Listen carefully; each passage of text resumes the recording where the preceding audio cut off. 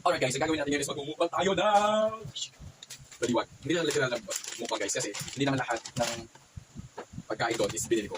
Bibili lang ako ng chicken, may gravy, with extra rice, at may toppers, which is sisig. Init. Wow. Anyway. Wow. This is sisig. Toppings nila. Tignan natin. Mainit pa talaga. Wow.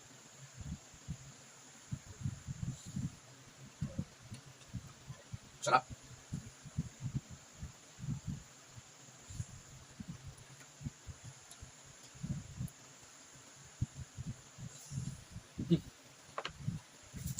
Masarap. Siyempre, natin titikman yung rice.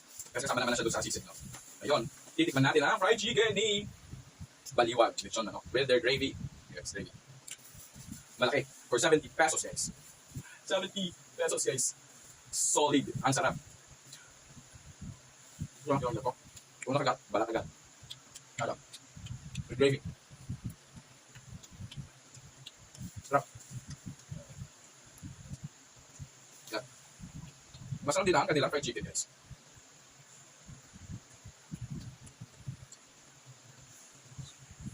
No. Sarap.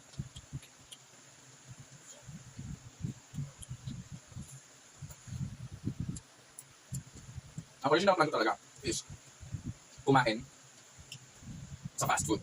It so happened na naalala ko na pwede palang bumili ng pagkain sa Baliwag Lechon Manok, which is nakahanap ako ng opportunity kasi bukas.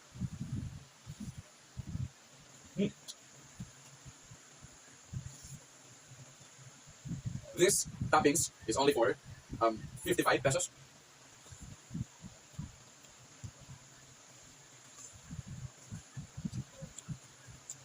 Ang dami ng serving, guys. Para ka na rin, alam mo sa kalendarya. Mas marami pa nga siya para sa kalendarya eh. Pasarap. Doon iniinitan nila ito Recommended to Para, hindi ka lang nagtitipid eh. Kasi masarap to, hindi ka lang nagtitipid dito. Pero dahil sa presyo niya, parang nagtitipid ka na rin.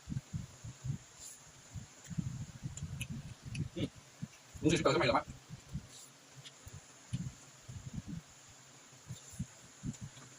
Masarap. Diba? Yan.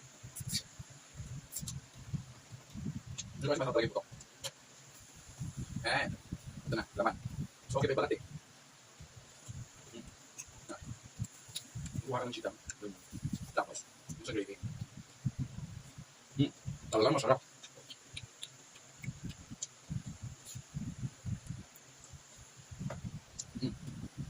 Wala ko dito. Kaya kung hindi pa kayo nakapag-try ng mga toppings sa Baliwag at yung chicken nila, try nyo na. Masarap. Yun lang guys.